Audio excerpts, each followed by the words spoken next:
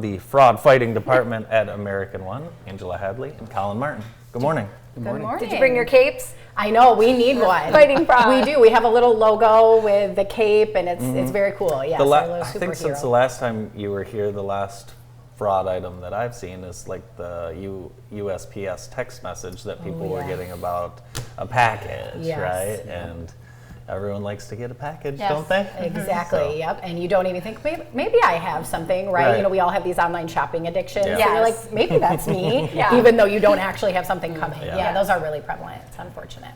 What are other things that our viewers can be on the lookout for to protect their lives, their identity, and their assets? Yeah, so we want to talk a little bit today about IRS scams. You know, we're rolling into that season. I know we don't want to talk about winter, right, and snow, all that stuff, but it's coming. So we want to be aware of that, and then all the things that come with that, right? Anytime there's a financial gain to be had by the fraudsters, they're going to attack that, and they're going to do it heavily. So with IRS scams in general, they're looking to, you know, steal your information and maybe file fraudulent tax returns is a really big one.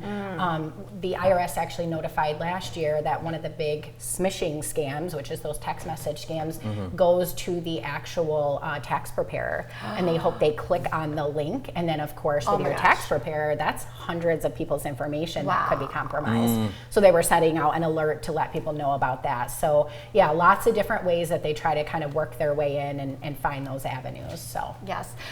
So just as a sidebar, the IRS will never text you.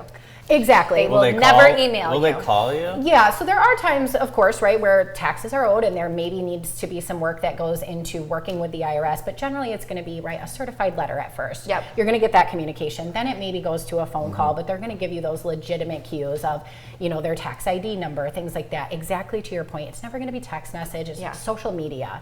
Never going to be social media. Yep. Payments are never going to come through gift card, right? You don't pay the IRS with gift card, but unfortunately that's how these fraudsters want to be paid, or cryptocurrency even, you know. So just think about kind of the channel that they're communicating through and then what they're asking for, and really step back from that.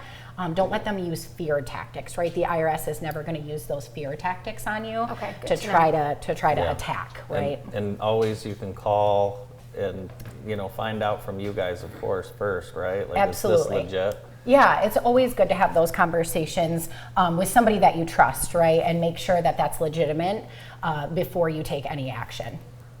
Okay. So if we're worried about the IRS, all right, we're not going to listen to them unless it's the real IRS. We're not going to listen to the fraudsters. We don't want them taking our retirement. Let's talk retirement. Yeah, let's talk retirement. Okay, Yes. that's something everyone's thinking about, right? Hopefully. What's the best way to maximize? Let's start with 401k. Yeah, so when you're looking at your 401k and you're looking at your personal contribution, a lot of people don't understand too, it's not just your contribution that goes into that. Right. Your employer normally will match up to a certain percent. So if I'm looking at my paycheck and I'm wanting to contribute, say 6%, I contribute that 6% and my employer will match up to, say, that 6%. So then when I'm looking at my wage or my benefits with my employer, that's an additional wage that you're not going to be taking advantage of if you're not putting into your 401k. Yeah. So really starting this early so it can have time to mature and grow is a really good way to maximize that, and definitely take advantage of how much your employer is going to contribute to it as well. Yeah, I've heard of some people, it's a race to see how quickly you can max it out earlier in the year, right? Yeah. Awesome. So, how about some other retirement account options? Maybe 401k isn't an option for you? Yeah, so there's IRAs as well. So there's traditional and Roth, depending on what you're wanting to do. Traditional is going to be your taxes are going to be paid at the end, right? So you put it in pre-taxed, and then you're going to be pulling it out. But when you pull it out, you're going to get taxed on that at the tax rate at that time. So when you're looking at a Roth's going to be after taxes. So if you're thinking, you know, tax rates now are going to be a lot lower than maybe they will be later. Yeah. It might be better off to put it into a Roth because you're going to be paying the taxes right now as opposed to in the future when tax rates may be a little bit higher. Yep. It's all based on your personal opinion of what you want to do. Both are good options, but there are also retirement funds that you can start drawing off of when you hit that retirement age. Yeah. So, yeah.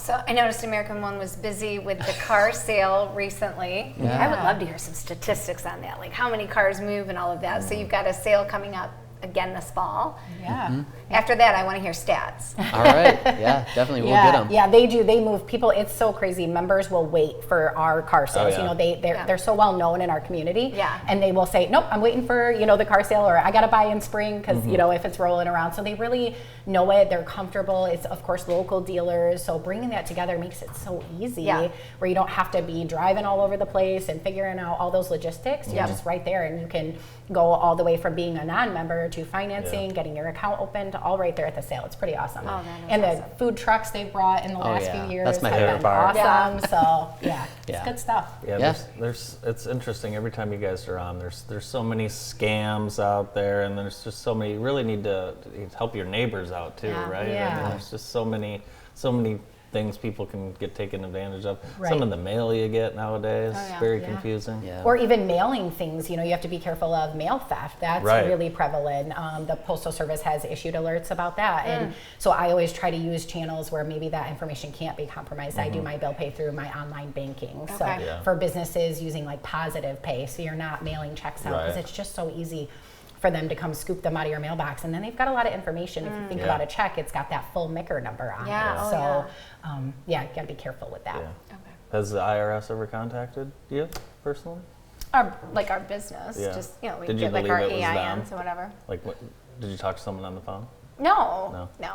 I've get- never received a phone call ever Yeah. from Yeah. the Yeah. IRS. Have you? Or, I get fraud calls all the time. Yeah. Do you tell them who you Oh, I are? get You're like, fake you're talking to the calls. wrong guy here. Yeah. I'm like, Yeah. No, I get them from, I mean, even from like the police department, right? That will be saying, you know, fake, issuing a warrant for your arrest, Right. from your social security number. And it's like, why would you need that information if, Yeah. Yeah. you know, you're looking for me? So really knowing the red flags that stand out and Yeah. knowing, you know, maybe this doesn't seem right. I Yeah. should Right. not give them any information at all. Some of those IRS phone calls, Yeah. they'll Yeah. threaten you with that. Oh, well, we're Yes. going to come to your work and you're going to be arrested. And people are terrified. Yes. That's Yeah. scary. So they act before they can even think. We've seen in lots of other financial institutions, they'll actually come in on the phone because they want to keep them on the phone and direct them. Oh. Hey, don't tell the teller anything, right? And Okay. we'll catch that and say, hey, that's a red flag. And then they'll escalate that to their manager and we get involved.